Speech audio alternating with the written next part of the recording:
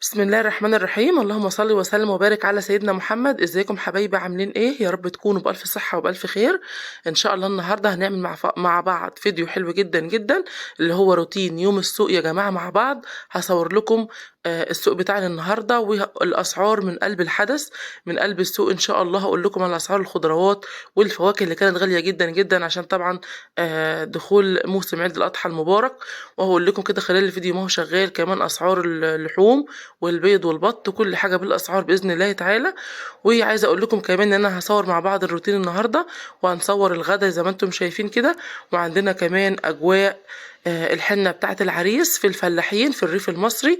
إن شاء الله في طبعا فرق ما بين حنة العريس وحنة العروسة، وهقول لكم كل حاجة كده إن شاء الله خلال الفيديو. فحنة العريس يا جماعة بتبقى غير حنة العروسة. حنة العروسة بتكون جايبة دي جي وطبعا أصحابها وكده، لكن حنة العريس بتكون مختلفة شوية. طبعا زي ما انتم شايفين كده جبنا الطماطم، والطماطم كانت فلاحي، وعايزة أقول لكم كانت حلوة جدا جدا ومسكرة. وأحسن طماطم في السوق النهاردة كانت ب4 جنيه. تمام كده، ب4 جنيه، وكانوا بيبيعوها بدري جدا ب5 جنيه. احنا جبناها ب4 جنيه يا جماعة. تمام كده. وطبعا كان في ال3 ب10 والاتنين ب10.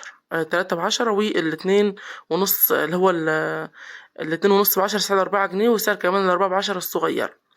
طبعا البطاطس النهارده كانت بتنباع الاتنين ب15 والكيلو نص ب10.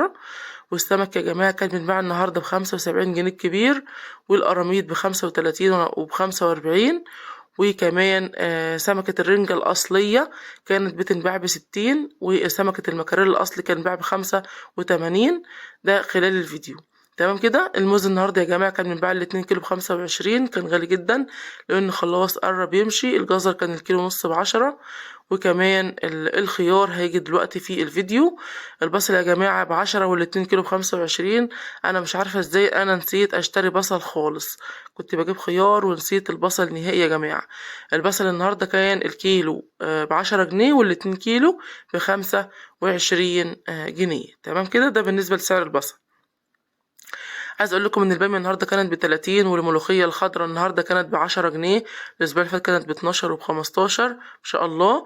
وكمان الفاصوليا الخضراء كانت النهارده سعر الكيلو 20 جنيه.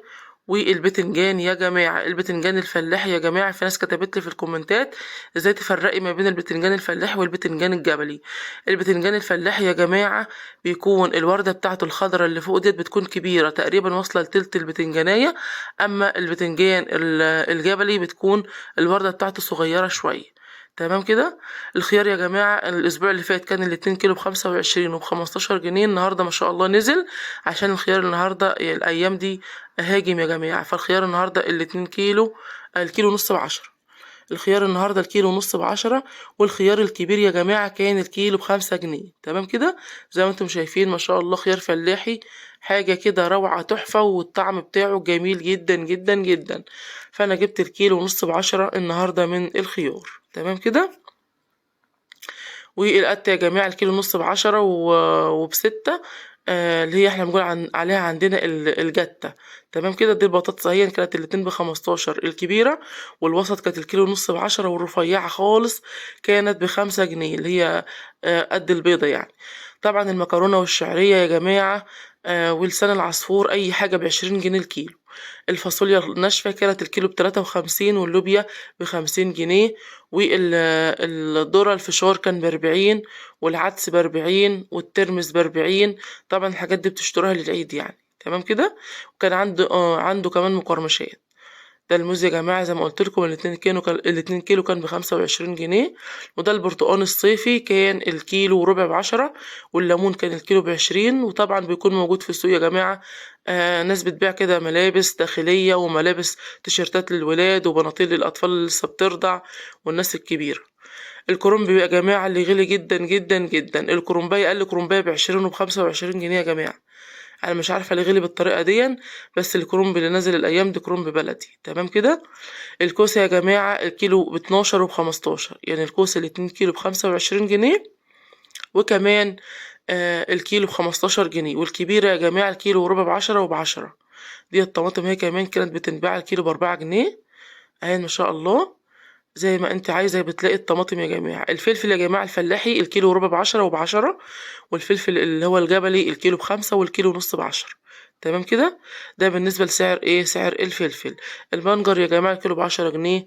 ورق العنب الكيلو ب40 وب60 وب20، يعني في ب20 وب40 وب60 على حسب الجودة بتاعة ورق العنب. البطاطا الكيلو ونص ب10 جنيه. فلفل الألوان الكيلو ب25 وب30.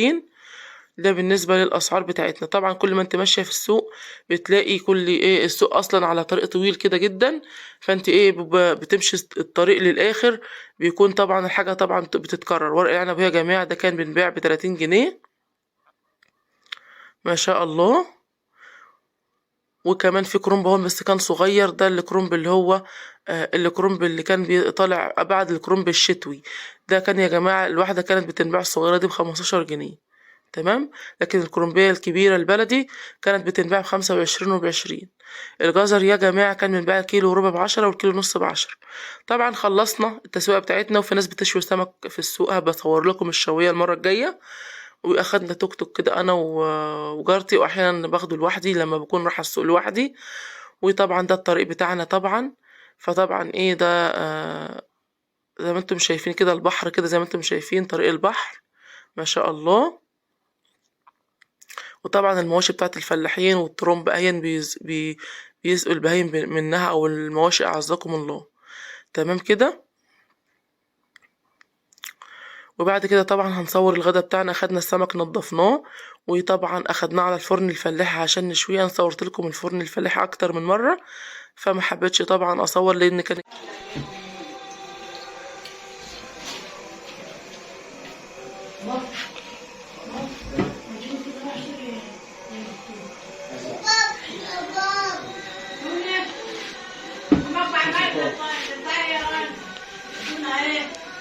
لا انا اشتري شوف واحد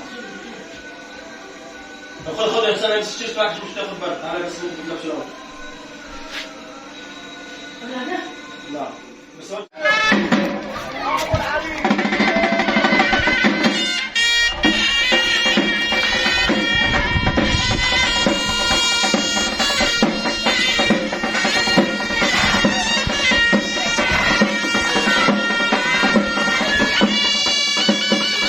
خلاص.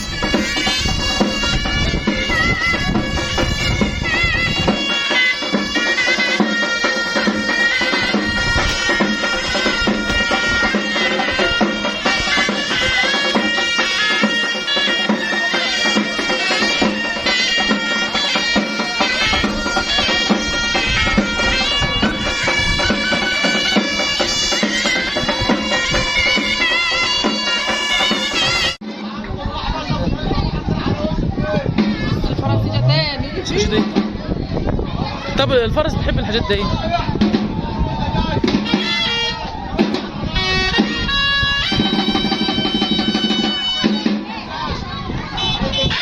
بس انت لبست رقاية ساعات؟ لبستها في السنة الاخضر بتاع كان كان في واد هنا من العمد معاه فرس ولا ابوه مات يا تعال علي.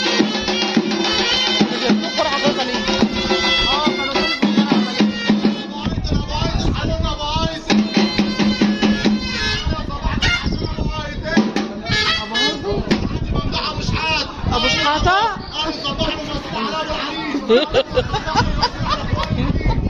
في واحد اسمه ممدوح اللي هو زمان بالجوهر اسمه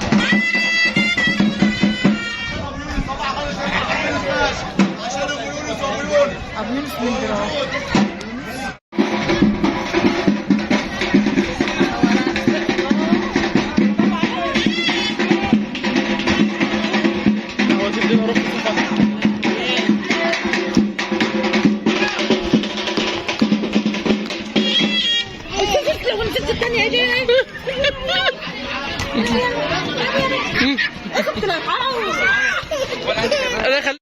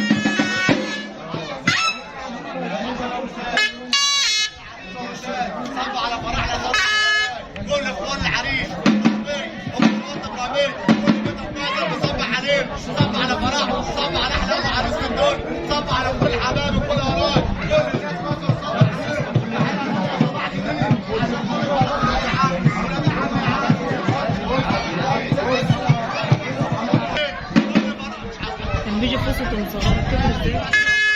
انت كمان